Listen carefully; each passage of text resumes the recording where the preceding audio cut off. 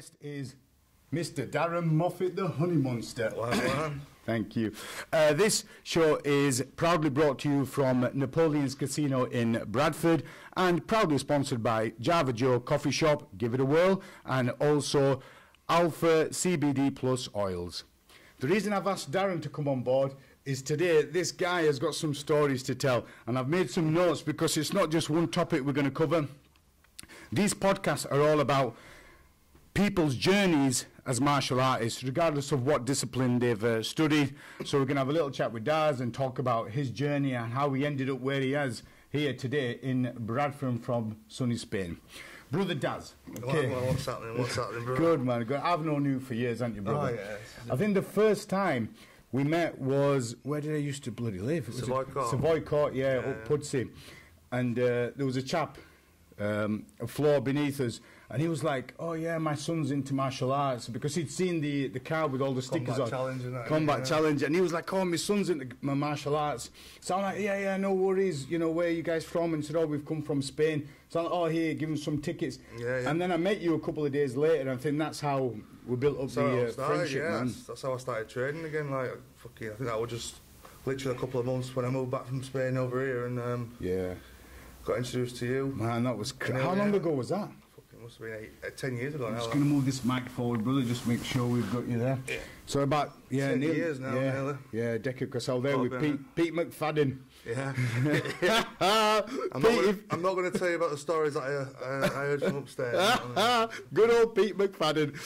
Right, so you ended up coming over from Spain, so tell me a little bit about your time in Spain. How old were you when you went there, and what sort of martial arts you got into? Moved over there when I was 3-year-old. Mum and Dad moved over and that. And I also started getting bullied at school and stuff like that, you know. Here in the UK? No, in Spain. I'd be an English kid in a Spanish school, sort of. Yeah. Didn't really help me, so started doing. Because you didn't know any Spanish, did you? Nothing. Go on then. So I started just doing taekwondo as a kid. Yeah. Escalated from there. Did it for years, and then I got really close to the coach that I had over there, like a father figure to me at one point. You know what I mean? I used to spend a lot of time with him and stuff. I used to work in the gym over there, doing the cleaning and whatever I could do, you know, just to help out. And how old were you then?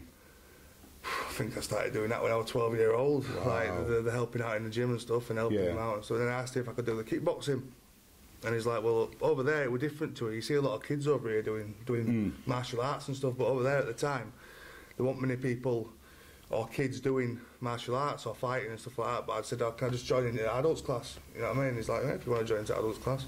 And you weren't even a teenager? No, I was 12, yeah. Go on then. And then it started from there. I had my first fight when I had a couple of taekwondo fights when I was like 8, 9. Yeah. And then I had my first kickboxing fight when I was 13. So what made you go from taekwondo to kick? Was it still the same instructor? It was the same instructor, but like I said, they didn't do kickboxing for kids. Right. It was taekwondo for kids and stuff like karate for kids. Wonder why they did that then, not the kickboxing. They want me in the gyms around there that had kids classes and stuff like that, and I don't know, it's just different over here.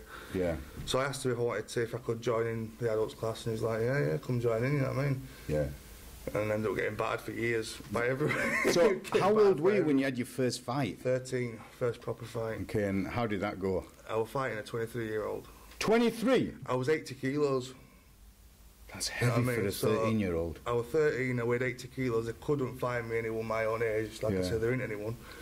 And then they looked everywhere, and it was like, if I were going to fight a kid, it would have been somebody a lot smaller and stuff. So they had to find out. I just said, right, let's do it. I remember fucking crying my eyes out in dressing rooms. I didn't want to do it. Anyway, I went to points, and that happened 3 times. Like the first 3 fights I had, I fought when I was 13, 14, and then 15, and each one of them was against somebody at least 10 years older than me. Wow. So I've got them on video somewhere. I mean, it'd be interesting to watch now, like, but yeah, that's how I started doing it. And then after I turned 16, started having a bit of success, and then I fucking... Was that still in K1 or kickboxing? Kickboxing rules. Yeah. K1, same sort of thing, isn't it? Low kick rules. So kickboxing, they can still do low kick? Still do low kick. I thought kickboxing was above the waist.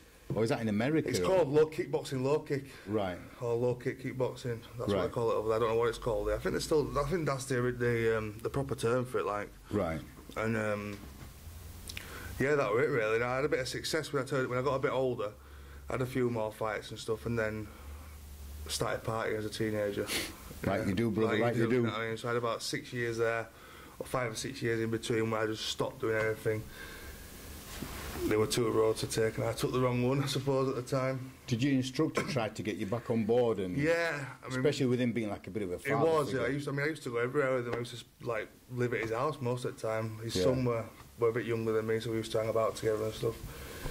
But yeah, he tried, upset him, got to say, the stuff that I was doing at the time. And eventually, then we ended up moving over here.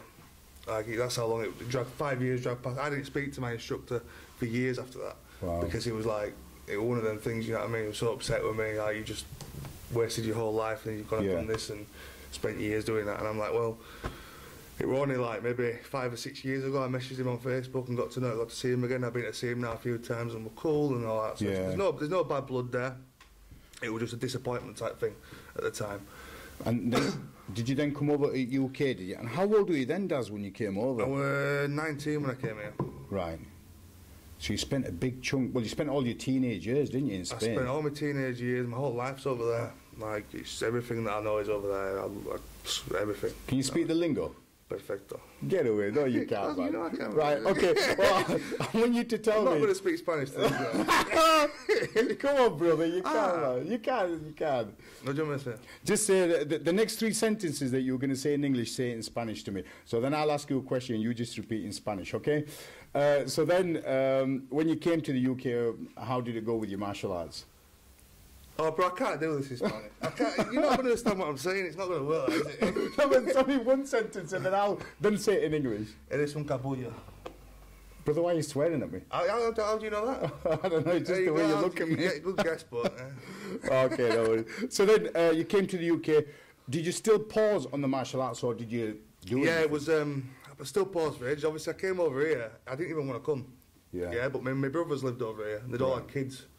You know what I mean? So my mum wanted to be close to the grandkids and stuff. At the time, I lived with my mum and dad over in Spain, so I couldn't really stay there on my own. Yeah. Now I was still too young. It was just one of them things. So I had to move back. Why didn't you want to come back? We just I'd used never to been here before. Yeah. I'd never even been on holiday. 16 years I lived over there. I'd never been on holiday here.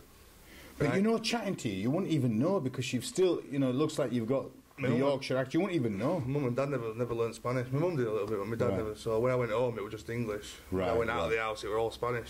So it was just one of them. So you came back, and then how long was it before you got back into martial arts? Came back, it wasn't easy because I didn't know anybody over here. No one. Yeah. I was just dropped in the country, didn't know nobody. So I started working doors, got my door badge. And I met John Lamont at Tiger, working there, and I started hearing that he was fighting the week after, and I'm thinking, oh, fucking hell, I won't mind. Because he was the head doorman there, wasn't he? He was head doorman at Tiger, yeah. So I got to know him, and he told me that he did classes and stuff like that, so I thought, oh, fucking it's been, what, 7 years, I ain't even done anything like that. Yeah. So I thought, I'll go have a go, and then met you, didn't we? So it just ended up working. I had my first fight back on Combat Challenge, didn't I? Yeah, oh man. Years ago. Who was that against? Fred Matthews, good fight that. It was. Yeah. How did that go, brother? Draw, wasn't it? Yeah, it was a good... Did you have a rematch or not? No, it was... I was trying to line it up, wasn't it? And then it didn't happen. That was good. You had a height on him, didn't you? He wasn't a tall guy, man. He was a brawler. He was a tough old guy. But he was there, wasn't he? To this day, I've had another 30 fights since then, maybe more. To this day, I've never been hit harder. Wow. And do you think your training was good for that fight? Were you, like, ready for it? I think I was. It was just a nerves thing, wasn't it? I hadn't done it for so many years. Yeah. And was it K1 you did? K1, yeah. I've done it for so many years, and then just getting back in there. But it's like that every fight. I still feel you shit yourself every fight, don't you? You know what I mean? Yeah, and the thing is, people who say they don't... On the line. There must be, because there was a clip of a UFC fighter, Donald Cerrone. He did a clip about what happens behind, you know, when you're getting ready and they're calling your name up and you're thinking... And it's all that, unless you've competed, no matter what it is, but unless you've competed, you don't know, do you? You don't know. It's not, and people can laugh and joke, oh yeah, I'm all right, but everyone gets it. The hardest part of doing it is getting in there. And once you're in, you get that tunnel vision. It's all gone, yeah. You don't even think just about zone out, don't you? Zone out. Nothing hurts, nothing. You can't feel anything, so you're thinking beforehand, wow, what's it going to feel like? What if I do this? What if I do that? What if it gets me in? But then when you get in there, it doesn't really fucking matter anyway, does it? No, you not just at get all. on with it. And so when you did your first... Were you training with John Lamont when you fought? I think I got training with him. Yeah. He obviously saw. I knew. I had the technique. I had all the basic skills. You know, I hadn't done it for a long time, so my fitness, I were overweight and stuff like that. What weight were you at then? 114 when I fought on that first fight. He was a big guy, but he was short like a tank, wasn't he? He was just wide. Same weight. But he must have been about 5'10", 5'9". I think he's 5'10". Yeah, so he wasn't tall, was he? What are you, 6'4"? 6'4". 6'4". Yeah, he was just a big hard-hitter brawler. So for you, you were training with John Lamont, you've had that one fight, and then what's your next journey after that? We had a few more. I had a few more with John. We had quite a few. Carried on. I drew that. Won the next one on the AFK Farad show. Yeah. Man like Farad. He's funny, isn't he? Farad, loves tagging your post, doesn't he? Especially food posts. Fucking loves his food. Right, so yeah, it just went on from there. I had a couple more fights and carried on. And I fought for the title on Combat Challenge, didn't I? And that was the first belt that I won. Who was that against? Chris Kinsey. Yeah, you're still friends. Didn't you train with him the other day? I was training with him yesterday. He just started training back, as Chris. Good guy, innit? Yeah, really pleasant guy. Him and Mick's fucking, my legs can't even walk today. My legs. Mick the Pain. Mick the Pain. Yeah, because he's fought on Combat Challenge, and Mick has fought, and obviously Chris has. Are they from York or Harrogate? Harrogate, Big Cat MMA. Yeah. Chris Kyle's gym. Yeah, good guys up there, they know what they're doing. Pleasant, you know, lovely guys. Yeah, it's cool that even though, like, that was years ago when you had that fight with him. I mean, you're saying they're lovely, but I walk in and they just take a piss out of them. Yeah, but they're lovely, but I'm not about you, brother. But what I'm saying, you had that fight years ago, but you're still cool and, you know, you... Oh, yeah, that's how it is. As soon as you had a fight with someone, you're best mates, aren't you? Yeah. I mean, I think I've talked to every single person that I fought. Yeah, that's good. So you had that fight, you won the Combat Challenge belt there. Defended it a couple of times since then, haven't I? Did you fight some other place and won some other belts? I won Solid Impact belt against Stephen Black. That was a good fight as well. Yeah. That was heavyweight. They're all heavyweights, aren't they? Because you struggled to come... You struggle to come down, brother, don't you? We're supposed to be friends here, right? We are friends, brother. Calling me fat on a podcast, you know what I mean? I'm just saying, we've both got one too many curves. I know I like my food, yeah. So you had Solid Impact, Combat Challenge. Got another one called Adrenaline, boxing, that I won in Leeds. And there's another belt somewhere, I can't remember what it's called. I don't think I can find it, to be honest. Where was that? Which show? It was in, where was that show now? I think it was York. A show in York, I won a boxing belt, another boxing belt. It was just a last minute thing, I didn't want that was special. But the main ones are the Combat Challenge, the Solid Impact, and... I'm just laughing now because... Go on. We did a bit of business together, didn't we, as a franchise? Oh, you are. I don't want to talk about No, we got it, brother.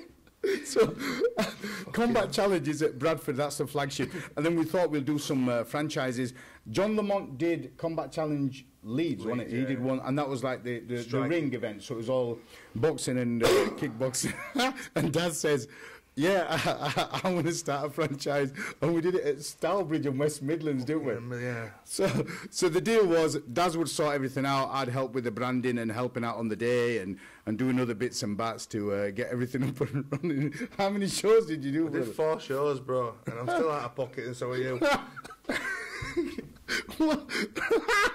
What? So I remember like that last show that I did, yeah.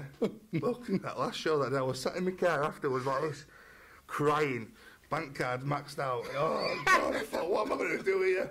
It all went wrong. I had a couple of ticket sellers, pull out the day before the show. Yeah. But you know that affects it massively. Yeah, I mean, they had 99% is all about ticket sellers, you know what I mean? These two had 100 tickets each. Wow. That's like fucking, yeah, so that's... Was one of them, what's his bloody name? Nick Probert. Nick Probert, Rest in peace. Why has he passed away? Really? What, sudden or...? No, I don't know how it happened. Oh, but he's not here now. Bless him. Wow, he was only young, like 30s? Yeah, he's 30s, yeah. He was a good guy. Good tickets. Bit of a crowd, you know, he brought the crowd, didn't he? Buses from fucking Wales and stuff, yeah. Buses came to watch him. Popular guy. Oh, I didn't know that. He let me down that last show, so I'm not happy with him, but I love him a bit. I'm sure you'll forgive him for it. I'll forgive him for that. Because I wasn't there that day, was I? Because I came back. You weren't, mate. Right, and Mick Hands wanted me. Michael Hands. So Michael was supposed to come back with all the stuff and then bring me my ticket sale commission and everything else. So the next day, Michael turns up at my home address. And he's in the car, so I go out to see him. I'm thinking, oh, beautiful, he's brought all the equipment back, and he's got some money for me. And he just looked at me and went, safe. I don't know what's happened. And I'm like, what do you mean? Where's Daz Moffitt? I don't know. He just disappeared. I did. Because you were under a lot of stress, weren't you? Oh, it was horrible. It was just horrible. That's the worst thing as a promoter, because no matter what, people want to get paid. Yeah. So you got to try. I ended up paying everybody, but you don't expect to have to bring a couple of grand with you from home, do you? To pay everyone out. You expect to earn the money off the show. I wouldn't have been asked if I broke even every time. Yeah. You know what I mean, it was about the fun of it and doing it.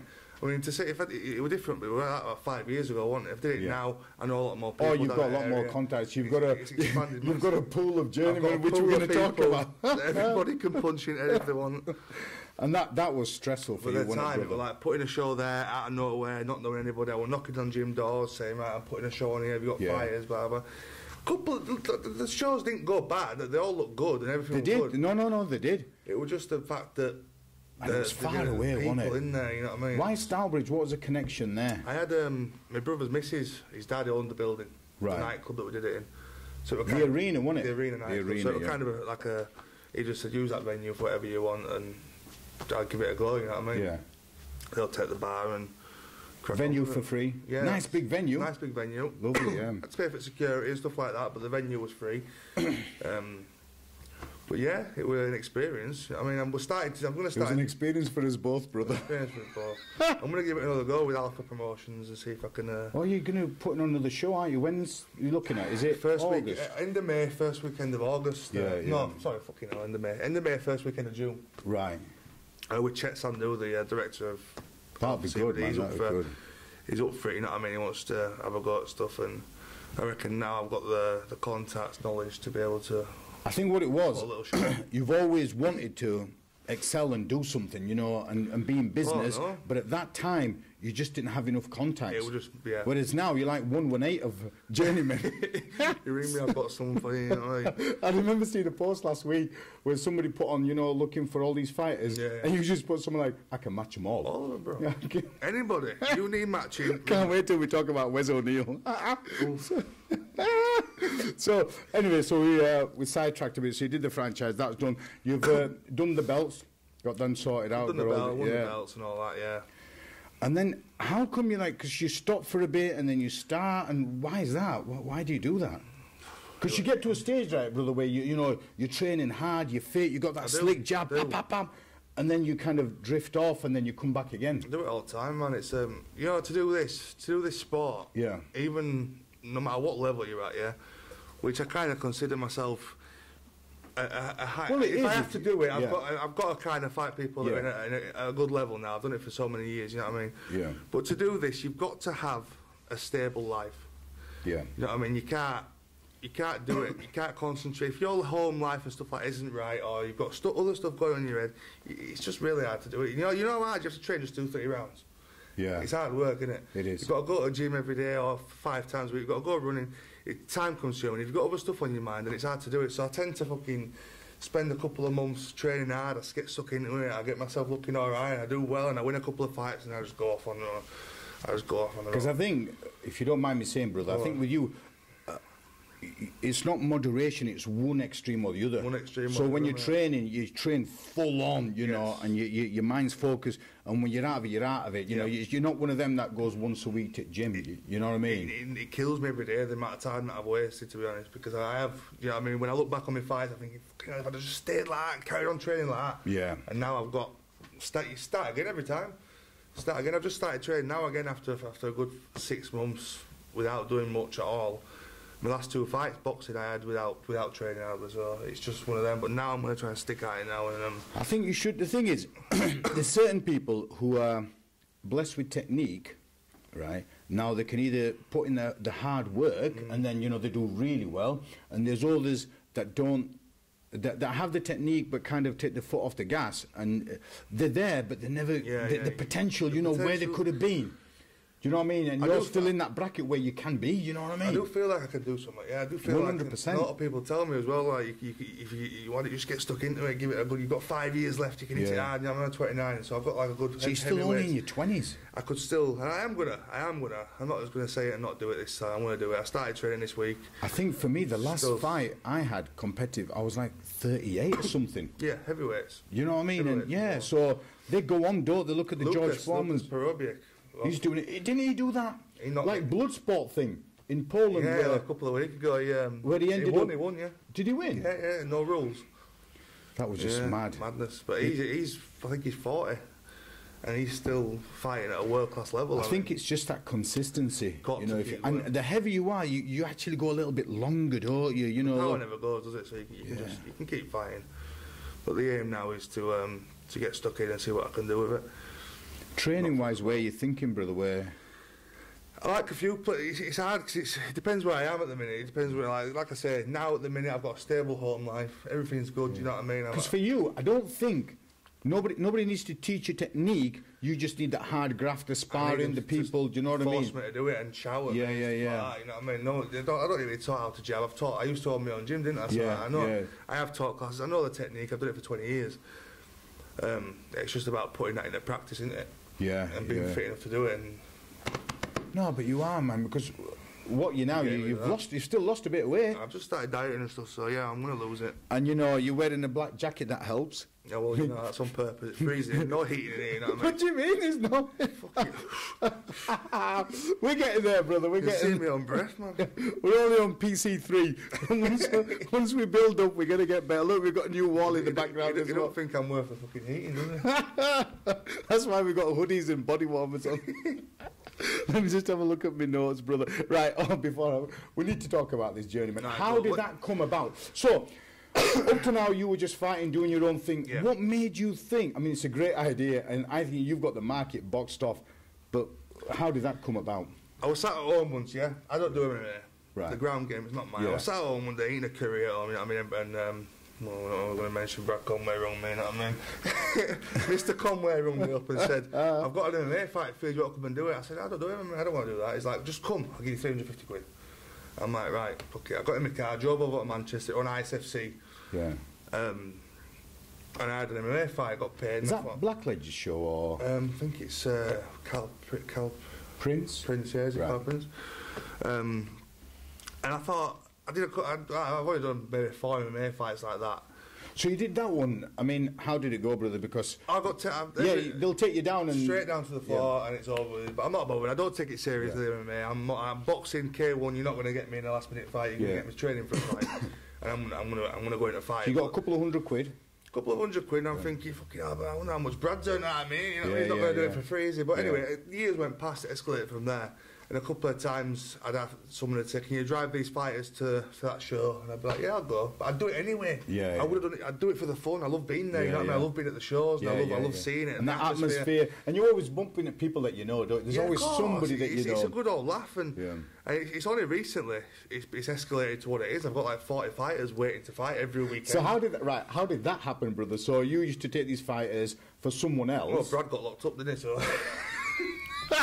So did you take over the Conway empire? I took a few of them off him, yeah, I'm not going to lie. I took over, they all started messaging me, but it happened really gradually. I didn't expect it. Yeah. Like, I mean, last year, the 5 months running up to Christmas, I think I lived off it happily. Wow. You know what I mean? Each weekend I was fighting a car full of fighters, I was having some of them fighting twice at different shows on the same day. Wow. I think Wes fought 3 times one day, you know what I mean? Wes O'Neill. Chuck Wesley with anyone, mate. It's like Wes, the real deal O'Neill. Yeah. Have you seen that video clip someone's done and made him look really good? Somebody took 7. Must have took a long time to do it. 7-minute highlight reel of Wes getting knocked out. Somebody sat there and did that. I'd love to meet him. He wasn't you, was he? No, I don't know how to, else I would have done it. But if I knew how to do that, I'd be making one of all of them. So you ended up with a stable. You've got about 40 journeymen under your contacts. They're all now. classed as journeymen, yeah. But we know the basic ones that I've got are all shite, yeah. So are these like they all know Marcus? Shite. I'm not slagging anybody off here. They know they're shite. But I have got now. I'm starting to build up. I've got a good few boxes on there I've got Ash Gibson, is he with you? Ash Gibson's one of my Yeah, and now the thing with Ash Gibson is, if you haven't seen any of his fights, put it in Ashley Wumbong Gibson. That dude, if he connects, spark you out. He's a good old lad, is Ash. Yeah, and he's game, innit? Fight anyone. Yeah, and you know, he's helped me out a few times on my show, although once he let me down, but only because the night before he'd fought somewhere else, won. Yeah, he won a belt. I was with him that night. And he was out all night. I think he won 2 belts that night. He said, I can't come. So he let me down once, which is all right, you know, once is all right. And then since then, he's always helped me out. He's fighting on this show again. Yeah. On the next Combat Challenge. So he's good, man. He's a good guy. Yeah, he's a good guy. I'm going to Scotland tomorrow with Ash and Wes. That's going to be a funny. Wes O'Neill in I'll put that on recording, you know, Wes O'Neill, man. Honestly, his fights, they're funny, man. Honestly. Do you know what amazes me with these lot, right? Yeah, go on. They're all there. They know they don't train. They know they're not good. Yeah, but before they get engaged, they're like... do it. They think they're going to win. They've all got that. I swear to God, not one of them people go in that ring and say, I'm going to lose this fight. Yeah. They all go in there, and if you watch them, you wonder why and how they think that, but they all think they're going to win. They're like, I'm going to smash it, this, you know what I mean? I'm like, I bet you have like a WhatsApp group and you're all like chatting and they're all on about... fucking hell. Right, I've got this group, right? You haven't, have you? I have. I've got this group, right?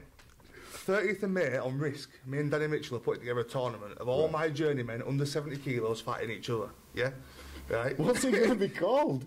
The Best of the Rest. The Best of the Rest? The Best of the Rest tournament. We're going to call it Shithouse Tournament.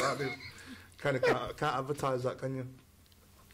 So we're putting this thing on, right? Me and Danny come up with ideas. So we're going to put it on his show. This Pro MMA. Right. To be in this tournament, you can't have a win.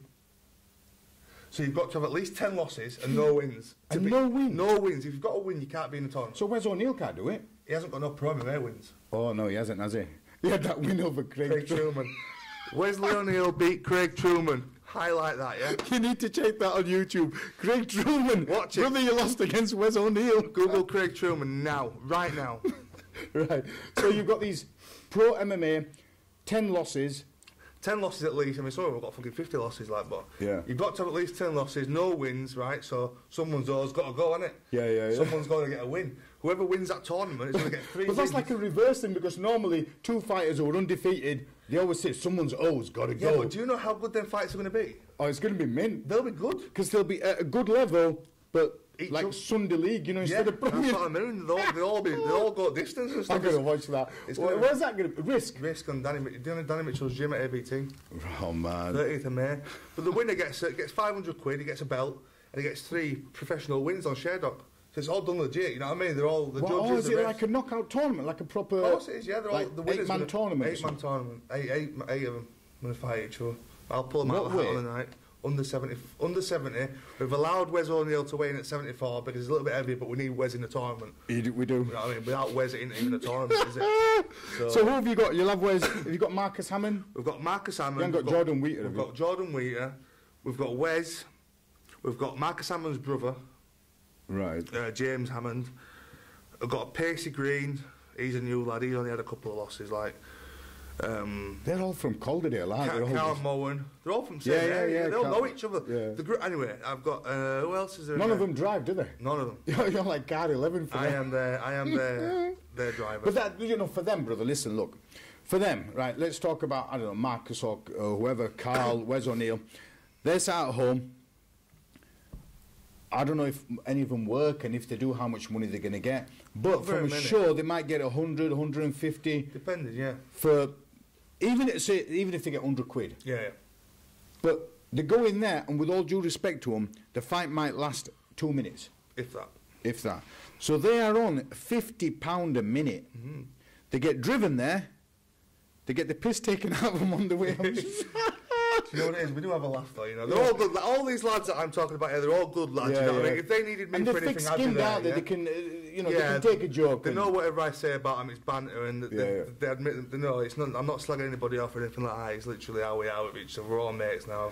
I've done it so many times. Well, they're so good. Right? Listen, when we were coming in the car today, and I was saying to Daz, Kiru, a good friend of mine, planted this seed in my head. And he says, "Look, you need to do a little clip on Wes O'Neill, Ash Gibson, under Daz Moffitt and kind of create this little banter between Journeymen. So hopefully, Wes O'Neill, you're going to be on there, my friend. All of you, your Jordan Wheaters, your Marcus Hammonds, your Carl, you're all going to be on there. Ash Wumbom, you're going to be on there. And Daz is going to be, this is going to be funny, man. It'll be good, that, you know. So you're taking a few of them next week, I know, this week? I'm going tomorrow. I'm going to Scotland tomorrow with Ash Gibson and Wes, so that's going to be a little bit of fun. It's going to be... You've got to video some clips. He's a good lad, there, Wes, you know, bless him. He's a good lad. I've seen some statuses you put up about the sort of things fighters say or what they ask about, and you're thinking, oh my God. Can you think of any off the top of your head, like this sort of statuses or stuff that they come out with before they get in ring, or... Because there's always something in there. It's I could go on for hours about it. It's so funny, man.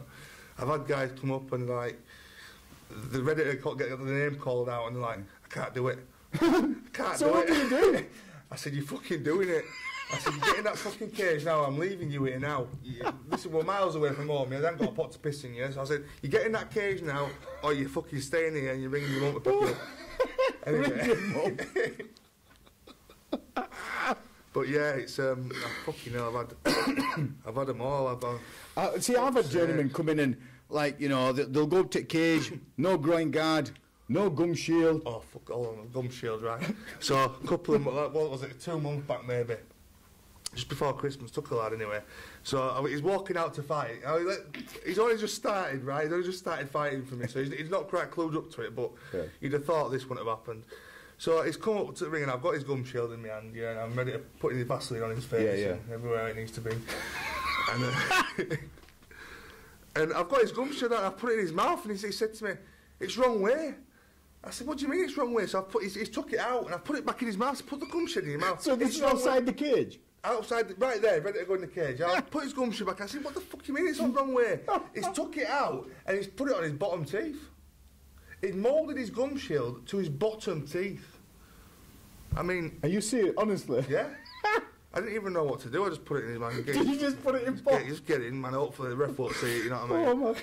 But you just think, what the fuck? But you get... I mean, for them, it's good that you're there, because I've had it on my shows where fighters have come who are not that experienced, and they'll have, you know, big pockets with zips, you know, and you're thinking, what are you doing? Yeah, I've kind of got to get all that organised beforehand. If they need, whatever they need, I need to provide it, sort of thing, on the way there, and... You know what I mean? So if they need a gum shield, I've got to try and make them get one, but I don't mould it for them, so if they mould it the wrong way, then it's their own fault. What about groin guards, brother? You don't get them to share it, do you? Right. The share groin guards. There's always a story. Not just that, right? I've had 6 people share the same gum shield. No. Yeah. A couple of them bleeding. I know it's disgusting, really, but they just don't give a fuck. Well, I don't give a fuck anyway. I'm not wearing it. But I'm just like, you just have to share the same gum shield. You're not fighting, so they have to, don't they? I haven't got time to go to sports direct, so... This is the thing, they don't think about stuff like that. A gum shield is what, 3, 4, 5 quid? 5 quid. So you can get them... But that's why it's good that they've got you. So you've got those gum shields, you've got those groin guards. Maybe more than one, brother. Well, you know what I mean? You've got to save as much as you can, haven't you?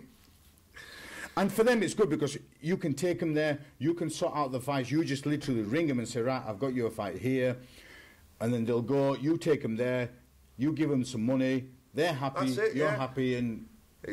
Yeah, everyone goes all happy, I suppose. No one ever gets really badly hurt or anything like that, you know what I mean? It's all good. And I think for a promoter, Daz, you're good as well. So, like for me, if I want to put fighters on Combat Challenge, and then I'm thinking, oh, I'm going to have to ring these journeymen, do they know about gum shields, groin guards, do they know all this? Or I can just ring you.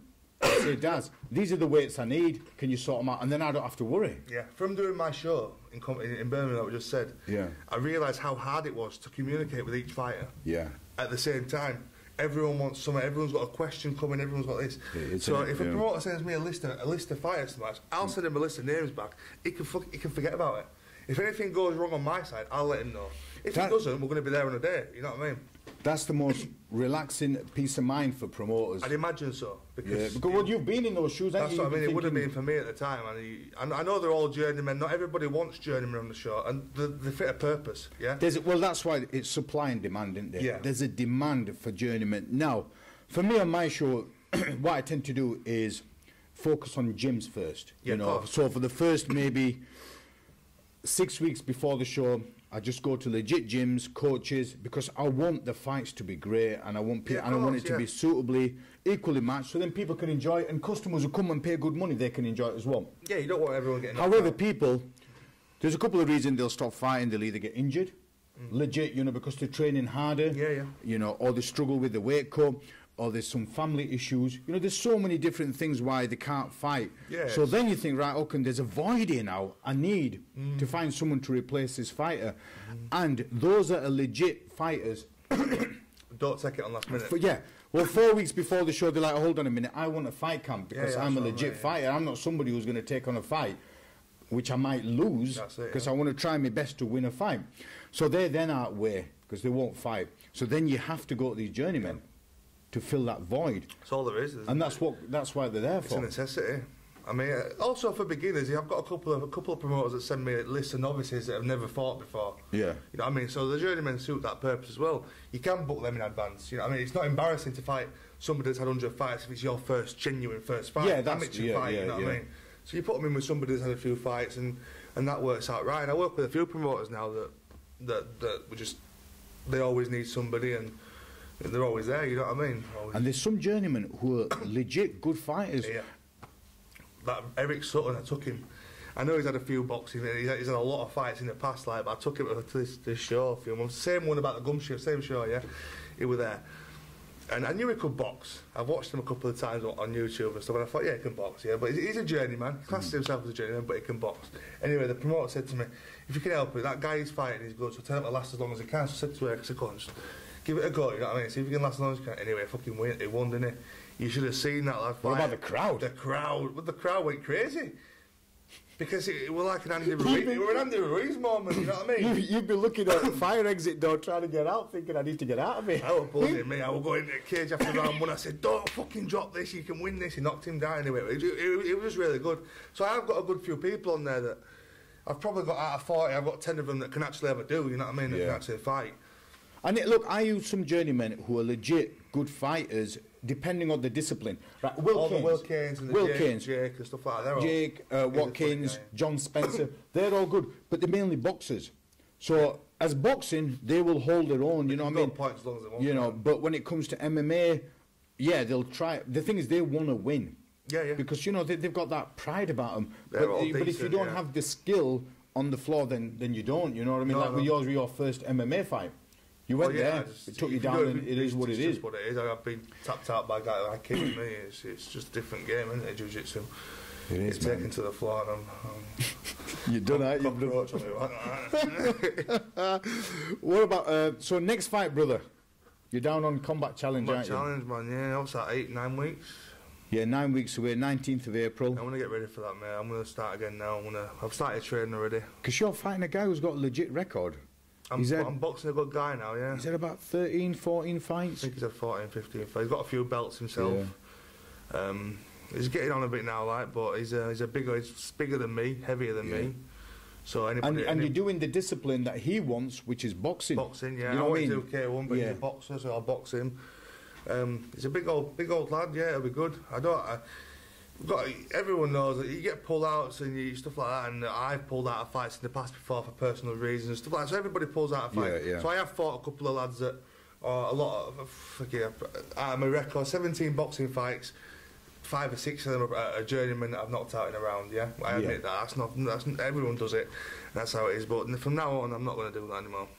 But you don't need to. I'm not going to. The thing is, you've got the skill. You don't need to do it. I've got to train. I've got to fight whoever the fuck there. That's it. I don't care. So remember that, everyone. Yeah, I'm gonna fight any cunt. What's prediction for that fight then? What do you think? I'm gonna win it, huh? Yeah, but like, are you gonna win it by knockout? Is it gonna go to points? Do you think he's got some steam behind him and he's gonna keep going? He's good. He's pretty tough. Yeah. I don't think I've seen him get put down in the fights that I've watched. So that's what I'm gonna try and do. Put him down. 19th of April, Cedar Court Hotel, Bradford. Boxing title. So, yeah. Is it a title? I'm hoping so. I need a belt, mate. I need to go get a belt. I'm going to River Island to buy a few belt. quid, this guy, you know what I mean? You're like, how fucking going to pay half a belt? You're funny, you, man. Fucking selling 3 tables here. I've got Alpha CBD, yeah, buying a table. So this is they're sponsoring Combat Challenge, Alpha CBD. They bought a table. We've got the Rock Hotel in Elland. Elland, yeah, they've come on board as well. He's bought a table. I've got a table for my personal... But that's good, man. You know, these, hopefully they'll enjoy the experience, you know, and every show I get more and more businesses that are coming on board, you know, to help out. The last show that you did, I liked it, man. It was crazy, wasn't it? Good atmosphere. Because see, the Court Hotel isn't the biggest of venues, but it's prestigious, it's nice. VIP tables have about 25 tables, so it's 250 sat there. So it's just nice and people enjoy it. It was good, man. I was there and I was thinking, fucking hell, I really want to get in there, you know what I mean? You feel sick, don't you, when you're not doing it? You're laughing at you. What are you laughing at you? You with that big coat you had on, you're like a pimp. I'm a pimp, bro. Where did you get? You were like down to your knees, but no, it's only a River Island jacket. He's just thinking I'm Matrix here, but he won't all that. Oh, brother Daz. Take a piss out of Right, listen, my friend, shall we wrap it up? Yeah, but we need to do this thing, you know, like we talked about in camp. We're going to do it. That's honestly, it's going to be unreal. Get my Journeymen on some podcasts and that, and we'll. But they need to talk about their experience. I think it'll just be mad. Oh, they will. It'll be mad. Daz, but, we'll tell some more stories when that happens, won't we? You know what I mean? It's been emotional, brother. Yeah, Thank you very much.